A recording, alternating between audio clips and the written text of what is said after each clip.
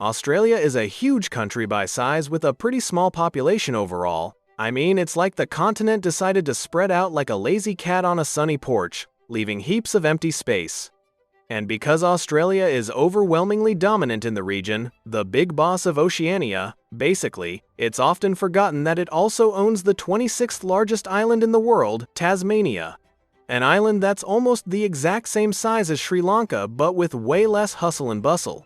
Unlike Sri Lanka, which is home to over 20 million people crammed in like a lively family reunion, Tasmania only has about 570,000 people, or just 2% of Australia's total population. That's like the island drew the short straw in the population lottery. So, why don't more people live on Australia's big, empty island? It's not because everyone's too busy wrestling kangaroos on the mainland. Nah, there's some juicy geographic and historical reasons behind this quiet vibe. And we're about to unpack them like a surprise picnic basket. Australia is known mostly as an Anglosphere country, due to its colonization by the British Empire in the late 1700s, you know. Back when the Brits decided to turn a whole continent into their oversized backyard project, but people have existed in Australia for far longer, like way longer. The Aboriginal peoples of Australia have what is considered to be the world's oldest continuous culture, with evidence suggesting their presence in the region for at least 65,000 years. That's older than your grandma's secret recipe, thriving through ice ages and everything in between. These indigenous communities thrived across the diverse landscapes of Australia, from the coastal regions where you could catch a wave or a fish, to the arid interior that makes you appreciate air conditioning, developing rich cultures, languages, and deep connections to the land. Basically, they were the original Aussies, mastering the art of living in harmony with some seriously wild terrain. But as we see around the world during this time, colonization would change their lives completely, like flipping the script from peaceful vibes to a dramatic historical plot twist. The first major change to Australia's landscape came with the arrival of European settlers in 1788. Cue the dramatic music. When the British established a penal colony in what would become the state of New South Wales, marking the beginning of a new era that wasn't exactly a welcome party for everyone.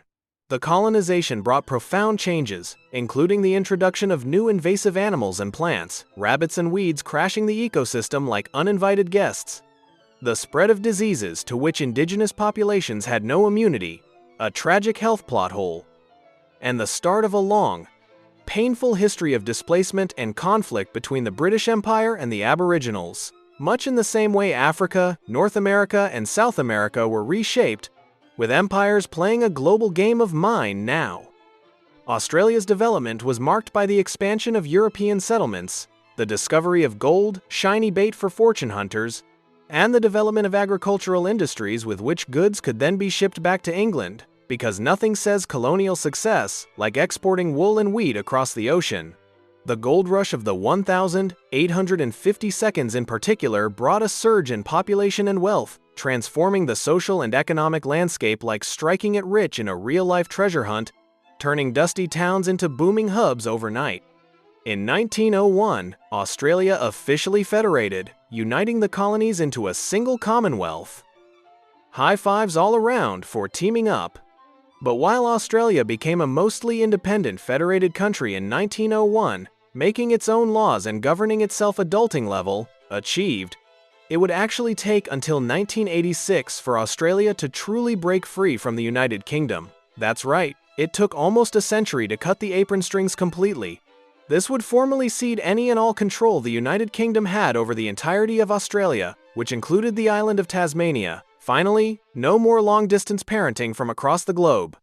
In a weird way, the history of Tasmania, formerly known as Van Diemen's Land, sounds like a villain's hideout, right?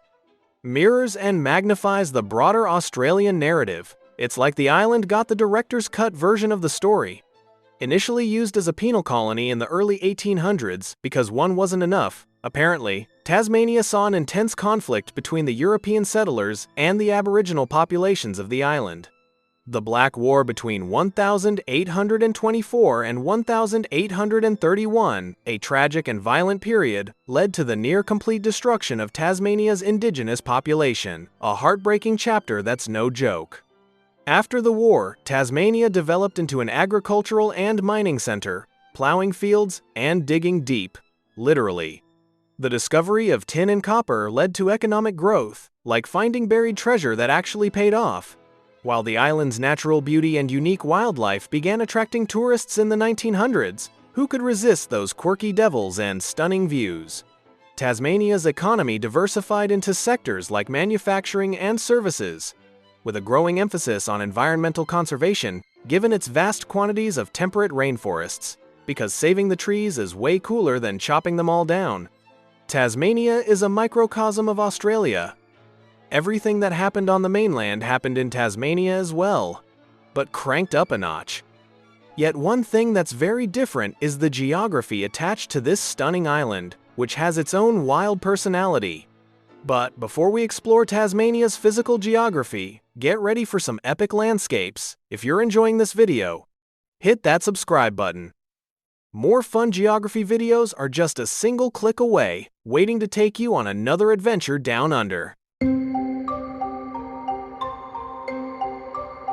Tasmania, Australia's smallest state, is an island of unique physical geography. Distinct in many ways from the mainland's landscape, it's like the quirky little sibling who decided to go its own wild way while the big continent played it straight. Situated about 200 miles south of the Australian mainland and separated by the Bass Strait, that watery barrier, acting like a natural keep-out moat, Tasmania is well known for its rugged beauty, extensive wilderness areas, and diverse ecosystems. Think of it as nature's adventure park down under. And it must be pointed out that despite being Australia's smallest state, the island itself is still quite large. All told, Tasmania is the 26th largest island in the world, nearly the same size as Sri Lanka, and larger than the US state of Florida, both of which have many millions more people than Tasmania. It's like the island won the size lottery but forgot to cash in on the population prize. The island's terrain is predominantly mountainous, a stark contrast to much of mainland Australia's flatter landscape, where you could probably roller skate for miles without hitting a hill. Overall, the central and western parts of Tasmania are dominated by the Central Highlands and the rugged West Coast Range. This mountainous terrain is part of the Tasmanian Wilderness World Heritage Area, known for its ancient temperate rainforests and alpine areas that look like they jumped out of a fantasy novel. The highest peak is Mount Asa, reaching 5,305 feet. Wait, original says 5,305 feet, probably typo for 5,305. That said, Mount Asa is not Australia's tallest mountain. Rather, Mount Kosciuszko in New South Wales is, reaching 7,310 feet, still quite small in terms of global mountain peak height. Because let's face it, these aren't the Himalayas, they're more like polite bumps compared to Everest's ego. Due to its mountainous terrain, most of Tasmania's population is located near the coast, hugging the edges like they're afraid of getting lost in the middle. But even the island's coastline is markedly different from much of mainland Australia. While the mainland boasts long sandy beaches and large open bays perfect for barbecues and sunbaking, Tasmania's coast is characterized by steep cliffs, secluded coves, and small, often rugged beaches. It's the dramatic type, like a soap opera set on the sea. This is especially evident in the famous Tasman Peninsula, home to the dramatic sea cliffs of Tasman National Park, where the waves crash like they're auditioning for a blockbuster. The climate of Tasmania is another point of distinction. Unlike the mainland's predominantly arid and semi-arid climates that can make you feel like you're in a giant oven, Tasmania experiences a temperate maritime climate. This results in cooler temperatures, higher rainfall, and a far greener landscape compared to much of Australia, basically turning it into the Emerald Isle of the South. No leprechauns, though. The west coast of Tasmania is particularly noted for its high rainfall, fostering lush rainforests, while the east coast is relatively drier and sunnier. Home to the island's agricultural regions, it's like the island couldn't decide on one weather mood, so it split the difference. Finally, in terms of ecology, Tasmania is renowned for its unique flora and fauna. The island's isolation from the mainland has allowed for the evolution of distinctive species, such as the famous Tasmanian devil, those feisty little whirlwinds with appetites bigger than their bodies, and the cool temperate rainforests are home to unique tree species like the Huon pine, some of which are among the oldest living trees in the world. We're talking ancient wisdom on bark. Despite the greenery, cooler climates, and lush vegetation, however, Tasmania exists as something of an afterthought in terms of Australian migration. Very few Australians have decided to make Tasmania their home. It's like the island's whispering, "Come for the views," but maybe don't stay forever, keeping its empty charm intact for the adventurers who do show up. Tasmania, despite its natural beauty and unique environment, has a significantly lower population compared to mainland Australia. In fact, the single city of Melbourne, located just 200 miles north of the island, has a population nearly 9 times the size of the entirety of the state of Tasmania, which is like Melbourne flexing its urban muscles, while Tassie chills in the background with a quality over quantity vibe. This begs the question, if Tasmania is such a lush paradise, why don't more people live there? Well, as with population migration around the world, economic opportunities play a crucial role in determining where people choose to live. In this way, Tasmania and Australia are not all that different from, say, the United States or Canada, where folks flock to the bright lights like moths to a flame. Cities like Melbourne and Sydney are economic powerhouses of Australia, offering a wide range of job opportunities that make your resume sing. Tasmania, on the other hand, has a more limited economic base, historically reliant on resource-intensive industries like mining and agriculture. It's like the island's economy is still rocking that old-school grit, but hasn't quite leveled up to the tech or industrial boom party on the mainland. This limitation has influenced migration patterns, with many seeking employment opportunities gravitating towards the mainland, because who wants to mine for jobs when you can swipe right on endless opportunities in the big cities? Secondly, the climate and geographic isolation of Tasmania is a huge deterrent for attracting people. Tasmania's cooler, wetter climate contrasts sharply with the warmer, sunnier conditions found in much of mainland Australia. While this kind of climate can be appealing to some, especially during an age of a warming Earth, when cool and rainy sounds like a spa retreat, overall, this kind of weather has historically been far less attractive to those who have the option to live somewhere warmer, like trading cozy sweaters for beach flip-flops. And being an island separated from the mainland by the Bass Strait, Tasmania is more isolated, affecting the ease of travel and transport. Sure, you can hop a ferry or flight, but it's not like popping over for a quick coffee.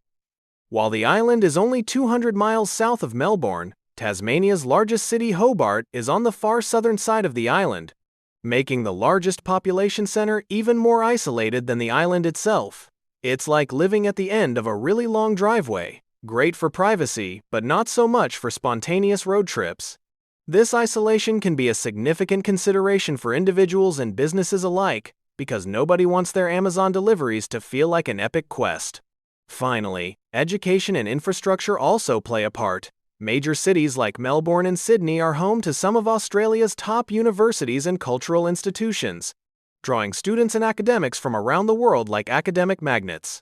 Tasmania's educational offerings, while growing props for the effort, are not as extensive, and in terms of infrastructure, while Tasmania has seen significant improvements, it still lags behind the larger cities in areas like transportation and healthcare facilities. Think reliable trains and top-notch hospitals versus "we'll get there eventually." All of these things play their role in the crucial decision for where people decide to live, turning Tasmania into more of a vacation spot than a forever home for many. Today, the largest metropolitan regions in Australia are led by Sydney with 5.3 million people, Melbourne with 5 million, and Brisbane with 2.6 million. Even Perth, often considered to be the most isolated major city in the world, talk about being the lone wolf, is home to 2.2 million Australians, all of which are far larger than Tasmania's largest city, Hobart, which has just 253,000 people, like a cozy town waving from afar. But while everything in this segment contributes reasons to why so few people live in Tasmania, certainly one of the big reasons is its physical geographic location in one of the windiest regions of the world. Yep, Those gusts aren't just for dramatic hair moments, they're a real blow to population growth. The roaring 40 seconds are a notable feature of the Earth's atmospheric circulation, characterized by strong westerly winds found in the southern hemisphere, roughly between the latitudes of 40 and 50 degrees south. These are basically nature's high-speed hairdryers whipping around the globe. And they're especially significant for Tasmania, profoundly influencing its climate, environment, and even lifestyle, because who doesn't love a good windswept hairdo? The roaring 40 seconds are created by the temperature contrast between the equator and the poles, and are intensified by Earth's rotation. Add in the absence of significant land masses at these latitudes in the southern hemisphere, and these winds get to zoom across the ocean with little interruption, picking up speed and moisture like they're on an endless shopping spree. As a result, Tasmania, situated at the edge of these latitudes, experiences the full force of these winds. It's like the island drew the short straw and got front-row seats to the wind symphony. In terms of climate, the roaring 40 seconds bring cool, moist air to Tasmania, contributing to its temperate maritime climate. This results in relatively consistent rainfall throughout the year, particularly on the western side of the island where the winds first make landfall, turning it into a soggy paradise for plants and umbrellas. The high levels of precipitation support the island's lush rainforests and have a significant impact on agricultural practices, favoring crops and livestock suited to cooler, wetter conditions. Think happy cows munching in misty meadows, not sun-baked deserts. The strength and consistency of the roaring 40 seconds have also shaped Tasmania's landscape. The western coast, facing the brunt of these winds, is characterized by rugged, dramatic scenery with steep cliffs and large waves. This has not only created a unique natural environment, perfect for epic postcards, but also poses challenges to navigation and settlement along the coast, like trying to build a sandcastle during a storm. But it's not all bad. Due to those strong winds, the roaring 40 seconds have been harnessed for renewable energy in Tasmania. The state has an ideal location for wind farms, and these winds play a crucial role in Tasmania's efforts to produce sustainable energy, basically turning blustery days into power plays. In fact, as of early 2023, Tasmania became the first Australian state to become 100% powered by renewable energy. Take that, fossil fuels, Tassie's leading the green charge. This unique geographic benefit makes Tasmania uniquely suited towards a future with green energy, and could prove to be a population driver in the years to come, luring eco-warriors and wind enthusiasts alike. Tasmania is often ignored on the world stage, and even in Australia proper, like the quiet kid at the family barbecue.